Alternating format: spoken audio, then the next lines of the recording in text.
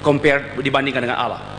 Nah, tapi Allah menciptakan manusia, maka yang berinisiatif bukan manusia yang cari Allah, tapi Allah yang cari manusia.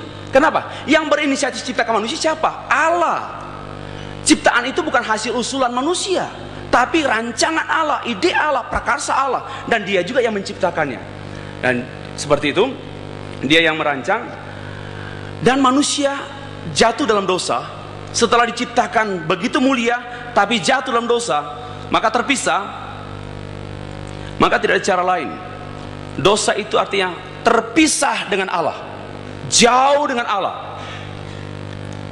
Allah meninggalkan manusia karena dosa. Itu yang diulangi oleh Yesus di kayu salib. Dosa itu begitu serius sehingga Allah bertindak serius menjadi manusia, dan dalam rangka itu mau menebus manusia karena dosa serius. Nah, keterpisahan inilah yang diserukan oleh, jadi ini satu seruan representatif yang sifatnya substitusi, mengganti, yaitu seharusnya manusia yang berseru, Allahku, Allahku, mengapa engkau meninggalkan aku? Ya karena sampean berdosa. Kemudian Yesus menggantinya, Allahku, Allahku, mengapa engkau meninggalkan aku? Seharusnya manusia yang berseru, tapi Yesus mengganti seruan manusia dalam rangka menebus. Kalian bebas, saya yang tanggung. Ya, itu jawaban dari pihak kami. Terima kasih untuk Pak Amiruddin. Oke, terima kasih untuk teman saya Danang. Walaupun baru sekarang ketemu, tapi so akrab ya, panggil langsung disebut teman. Tapi saya pikir semua manusia teman, hanya binatang aja sahabat, apalagi sama manusia. Nah, maka saya dengan berani mengatakan, ya teman saya Danang, saya pikir ya memang bukan hanya orang Islam atau orang Hindu, Buddha atau non-Kristen yang menemukan kontradiksi di dalam Alkitab. Ya, saya satu sisi bersyukur oleh karena ternyata bapak-bapak sungguh serius mempelajari. Itu satu hal yang luar biasa. Yang kedua, kontradiksi seperti yang terungkap dalam Ulangan pasal 4, Ulangan 4 ayat 39, malah yang lebih hafal Danan daripada saya. Ulangan 6, kemudian Yesaya, kok kontradiksi dengan Yohanes dan konco-konconya, gitu ya. Nampaknya kontradiksi karena pada bagian-bagian awal Allah itu tidak ada Allah yang lain. Itu seperti yang diungkapkan dalam Ulangan pasal 4 ayat 39 dan tetangganya Ulangan 6 ayat 4. Menegaskan bahwa there is no another God. Tidak ada Allah yang lain. Seperti itu. Tiba-tiba muncul dalam New Testament tentang adanya Allah lain yang diakui dengan yang dikenal dengan istilah God the Father, God the Son, and God the Holy Spirit. Seperti itu ungkapan-ungkapan. Sebenarnya sekali lagi kami mengenal ada dua penyataan, penyataan umum dan penyataan khusus, dan ada dua karakteristik revelation atau penyataan, yaitu penyataan yang sifatnya kontemporer, dan yang kedua penyataan atau revelation atau wahyu yang sifatnya progresif. Dan kami memahami bahwa apa yang diungkapkan dalam perjanjian lama itu progresif dalam perjanjian baru. Progresif. Jadi Allah mendisclose himself, menyatakan dirinya secara progresif kepada human being. Ini secara progresif manusia mengenal. Dan sebenarnya tidak ada ini, memang sekali lagi saya harus akui saya butuh waktu untuk menjelaskan ini dan diawali dengan penelitian ulang.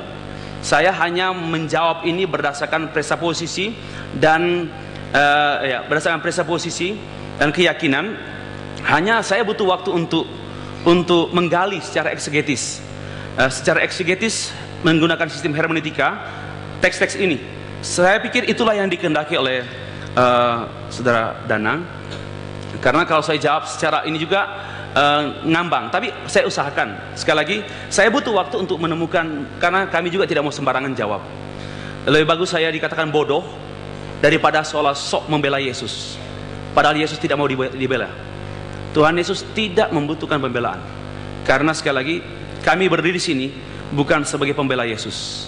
Karena sekali lagi, kalau Allah tidak butuh pembelaan. Yang kedua, siapa kami yang membela dia? Kami manusia ciptaan mau bela pencipta, kan impossible. Nah, jadi Itu dulu, baru saya jawab. Introduksinya banyak, minta maaf. Seperti ungkapan aku di dalam Bapa dan Bapa dalam aku. Kemudian juga doa Tuhan Yesus supaya kita menjadi satu semua. Ini dimengerti dengan hubungan mistis. Hubungan mistis dalam pengertian ini istilah hubungan mistis, bahwa aku di dalam dia itu sama dengan ungkapan saya itu loh di dalam istriku dan istriku di dalam aku. Itu menyangkut hubungan yang intimate relationship, suatu hubungan yang intim. Ya, you are in me and I'm in you. Ya, jadi itu bicara sebenarnya hubungan mistik, bukan berbicara mengenai berapanya Allah. Tapi sekali lagi saya jawab ini baru dangkal, terus terang saya membutuhkan waktu dan nanti mungkin follow up saya akan eksegese teks ini baru saya jawab. Tapi ini saya akan jawab dari sistematika. Memang bidang saya bukan biblical study, tapi bidang saya itu di systematical study. Maka saya akan jawab secara sistematis seperti ini. Jadi prinsipnya di situ menyangkut hubungan mistis, bahwa kedekatan itu nampak melalui istilah monogenes. Istilah monogenes yang diungkapkan the only the son, the only one and only, satu-satunya monogenes, anak tunggal Allah. Nah, anak tunggal Allah ini bicara sebenarnya mengapa disebut Bapa? Mengapa disebut anak?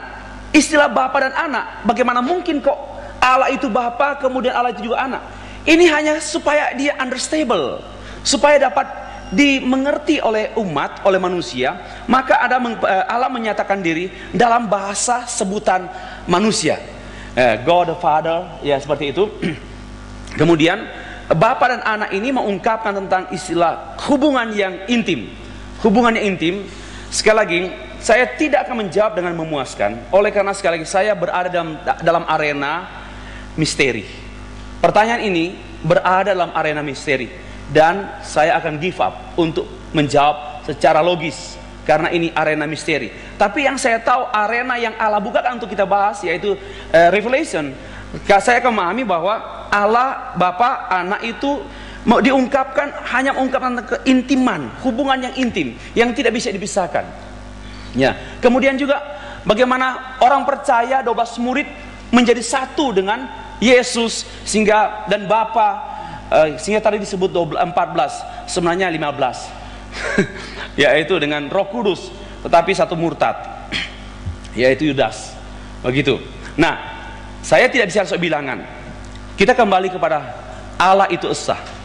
Keesaan Allah itu dimengerti secara singularitas dan simplisitas, bukan dimengerti dalam pengertian bilangan. Sekali lagi, memang sekali lagi ini tidak memuaskan. Tapi hanya ini yang saya tahu, saya bisa jawab. Kalau saya bisa memberanikan jawab, saya akan menyangkal teologi saya yang seluruhnya. Nah, jadi pengertian Allah itu esa dalam pengertian singularitas, single, satu-satunya, dan simplisitas, satunya bukan terdiri. Itu namanya simplisitas. Ya, minta maaf, mengecewakan. Tapi hanya sejauh ini saya berani katakan. Baik, terima kasih, pertanyaannya sangat menarik. Ini pertanyaan yang sudah sering kami terima. Boleh saya jawab secara sederhana kalau bisa. Saya mau coba melihat dari sisi Bapak. Benda ini kalau saya lepas jatuh, Pak. Bapak setuju ya, benda ini saya lepas jatuh. Kita setuju bahwa itu karena ada gravitasi. Pertanyaan saya yang kedua, siapa yang menemukan gravitasi? Sejauh yang saya tahu, karena saya sudah tinggalkan dunia ini lama, Pak. Sejak 83 setelah saya selesaikan master, saya tidak lagi di dunia teknik atau IPA. Sejauh yang saya tahu namanya Newton. Newton itu, setahu yang saya tahu itu, tahunnya persis saya tidak ingat, tetapi saya tahu persis beliau tuh menemukannya itu sekitar abad 18. Pertanyaan berikutnya, yang ketiga, apakah benda sebelum ditemukan oleh Newton teori gravitasi, benda dilempar jatuh atau tidak? Jatuh. Kesimpulannya, tanpa Newton atau ada Newton, benda itu jatuh. Pertanyaan keempat, apa fungsi Newton? Newton hanya menyimpulkan kebenaran alami. Newton hanya menemukan kebenaran alami. Kebenaran alami sudah ada di tengah-tengah dunia ini. Tanpa Newton, tanpa Archimedes, tanpa semua nama-nama itu, benda-benda ini sudah ada hukumnya. Maka itu namanya kebenaran alami yang tidak